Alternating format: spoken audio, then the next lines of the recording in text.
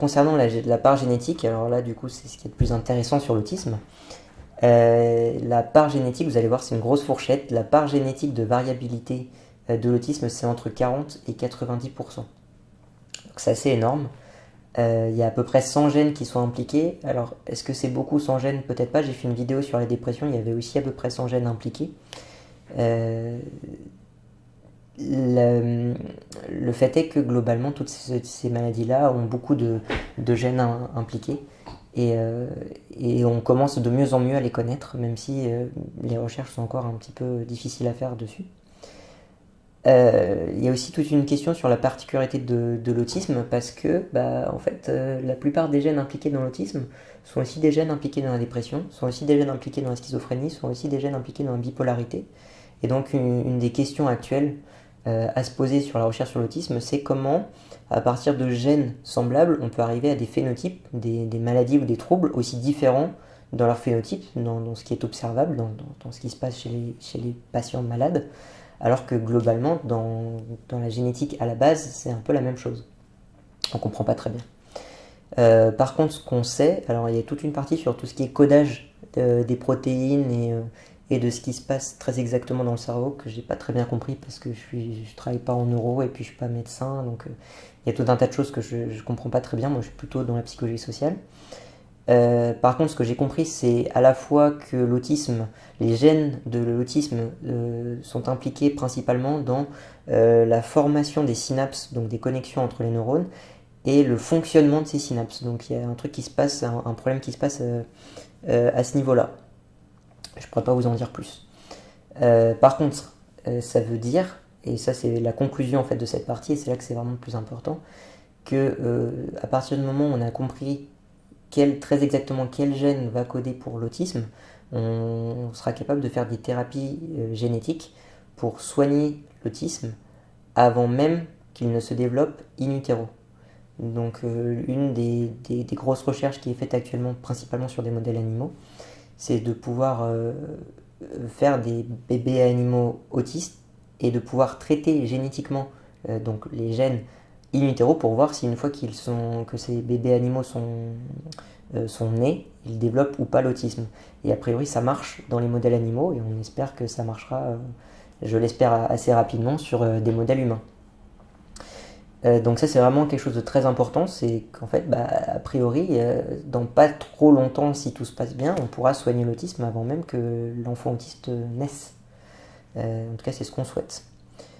Dans la neurobiologie maintenant de l'autisme, l'IRM a montré qu'il y avait à la fois de l'hyperconnectivité et à la fois de l'hypoconnectivité du cerveau chez les patients autistes. Donc hyperconnectivité, les connexions se font plus vite, et hypoconnectivité, les connexions se font moins vite.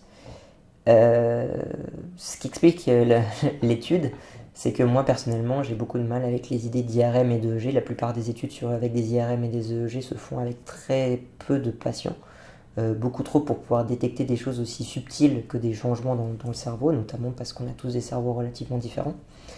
Donc pas assez de sujets, et puis aussi on étudie trop de choses en même temps, et puis on n'est peut-être aussi pas forcément assez bien formé aux statistiques quand on utilise, parmi les personnes qui utilisent ce genre d'outils. S'il y a une hyperconnectivité et une hypoconnectivité du cerveau chez les autistes, ça veut dire trois choses. Soit c'est qu'il y a effectivement l'autisme, c'est une maladie. L'autisme n'est pas une maladie. L'autisme est un construit dans lequel on a deux types différents de troubles, un avec hyperconnectivité, un autre avec hypoconnectivité. Soit c'est qu'il y a eu un faux positif, c'est-à-dire que des études qui ont montré une hyperconnectivité étaient en fait fausses, ou des études qui ont montré une hypoconnectivité sont en fait fausses. Soit, et c'est plus ma théorie personnelle, soit c'est que c'est un peu des deux. C'est-à-dire qu'il y a peut-être un lien entre la connectivité du cerveau et l'autisme, mais que la plupart des études qui sont faites dessus sont de mauvaise qualité pour les raisons que j'ai évoquées avant et pour d'autres, et que donc c'est très compliqué de mettre un lien entre la connectivité du cerveau et l'autisme à partir des IRM et de EEG, sachant que globalement les études sont globalement mal faites sur ce sujet. Donc il vaut mieux prendre tout ça avec des pincettes. Par contre, ce qui est sûr, c'est une partie sur la neurobiologie qui est sûre, c'est par rapport aux neurones miroirs. Donc les neurones miroirs, pour ceux qui connaissent pas trop ce que c'est une partie des neurones qui se trouve par ici, et qui sont en lien avec la vision des comportements. En gros, l'idée c'est que quand on voit quelqu'un faire quelque chose, on a ces neurones miroirs qui travaillent, et qui fait qu'on apprend à faire ça sans le faire nous-mêmes. La première chose à dire dessus, c'est qu'on n'a pas démontré que ça existait. Contrairement à une idée répandue, on a démontré que ça existait chez les bonobos, mais on n'a jamais réussi à démontrer que ça existait chez les êtres humains. On suppose que comme ça existe sur des animaux qui sont proches de nous, ça existe aussi chez les humains. Or on n'a pas pu le démontrer. Tout simplement parce que pour pouvoir le démontrer, il faudrait ouvrir un cerveau humain et voir comment ça marche, et que c'est pas très éthique. Le deuxième point, c'est que pour le coup, on a pu démontrer qu'il n'y avait pas de lien entre l'autisme et les neurones miroirs. Ça, par contre, on en est sûr. On voit, cette fois par les IRM, qu'il n'y a pas de lien entre les deux. Donc ça, il faut arrêter avec cette théorie. Voilà pour la neurobiologie. De toute façon, je ne pourrais pas aller beaucoup plus loin là-dessus parce que j'y connais pas très bien. J'y connais pas grand-chose. Et donc on va passer à une chose beaucoup plus intéressante pour des personnes qui cherchent des ressources sur l'autisme, c'est le diagnostic. Donc le diagnostic de l'autisme, des troubles du spectre autistique, ça existe donc dans le DSM, ça on l'a déjà dit, il y a un certain nombre de critères. Et on dispose actuellement de 2 outils diagnostiques pour l'enfant, qu'on appelle l'ADI-R, ADI revisité, et l'ADOS 2, ADOS. Les deux fonctionnent bien, d'après les études qu'on a actuellement, ils sont assez sensibles, ils sont assez valides, donc ils sont bons à mettre en place. Par contre, et c'est un vrai problème actuellement, c'est qu'il faut un temps de formation du praticien qui est très long, souvent c'est très cher. C'est très cher à la fois pour le praticien pour se former et à la fois pour les patients pour faire passer. Et c'est assez long aussi à faire passer parce qu'on a des jeux, on a des entretiens, on a un certain nombre de choses à faire. Ils ont été prouvés plus efficaces que l'entretien clinique chez les bébés, c'est-à-dire chez les... Alors les bébés c'est avant 3 ans et pendant la maternelle. Par contre, et c'est là que c'est intéressant, moi je dis juste le savoir scientifique sur le sujet, mais j'ai pas d'avis sur la question, je sais que je connais pas ces outils. Ils n'ont pas été prouvés plus utiles que l'entretien clinique pour l'autisme chez des enfants scolarisés, c'est-à-dire à partir du CP. Quand on compare un praticien, un expert dans l'autisme qui va discuter avec un patient autiste scolarisé et un expert dans l'autisme qui va utiliser ces outils, et qu'on compare après s'ils ont diagnostiqué ou pas l'autisme et qu'on regarde des années après s'il est vraiment autiste ou pas, on voit qu'il n'y a pas d'amélioration, enfin il n'y a pas un meilleur diagnostic avec ces outils que sans l'outil chez des enfants qui sont après scolaires, par contre qui sont scolarisés, donc après le CP. Par contre, il y a bien un diagnostic meilleur avec ces outils avant l'âge scolaire. Et comme la majorité des diagnostics se font entre 4 et 5 ans, il y a une vraie utilité de ces outils-là dans le diagnostic.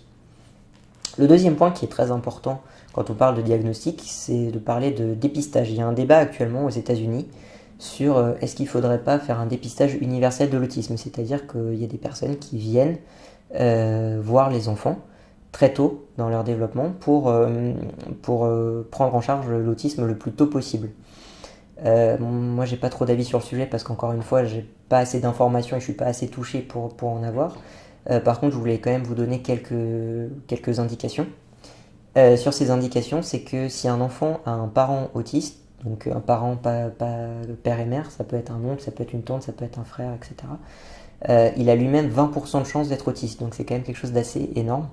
Et donc c'est pour ça qu'il y aurait probablement besoin d'un dépistage, pas forcément universel, mais au moins d'un dépistage où s'il y a une personne autiste, on ferait dépister toute sa famille, ou toutes les personnes qui sont plus ou moins proches d'elle.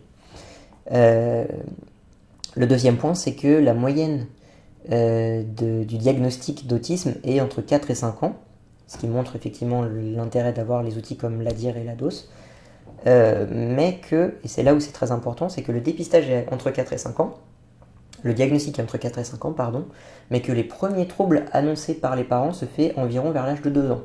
C'est-à-dire qu'entre 2 ans et 4 et 5 ans, il y a un gap de 2 à 3 ans où les parents sentent que l'enfant est autiste, mais le diagnostic n'est pas encore posé et donc l'accompagnement n'est pas encore fait. Donc il y a vraiment une intervalle de temps qui est très très longue Et donc ça pose quand même question de se dire, est-ce que finalement il ne faudrait pas faire un diagnostic universel vers l'âge de 2 ans, c'est-à-dire vers l'âge où les parents se posent des questions, plutôt que d'avoir un retard comme ça de 2 ou 3 ans qui se fait avant qu'il y ait une prise en charge un peu plus correcte qui se fasse. Donc voilà, c'est une question, moi j'ai pas trop d'avis sur le sujet, mais c'est une question qui est avancée par l'article, par les auteurs de l'article, et qui je pense est intéressante de prendre en compte.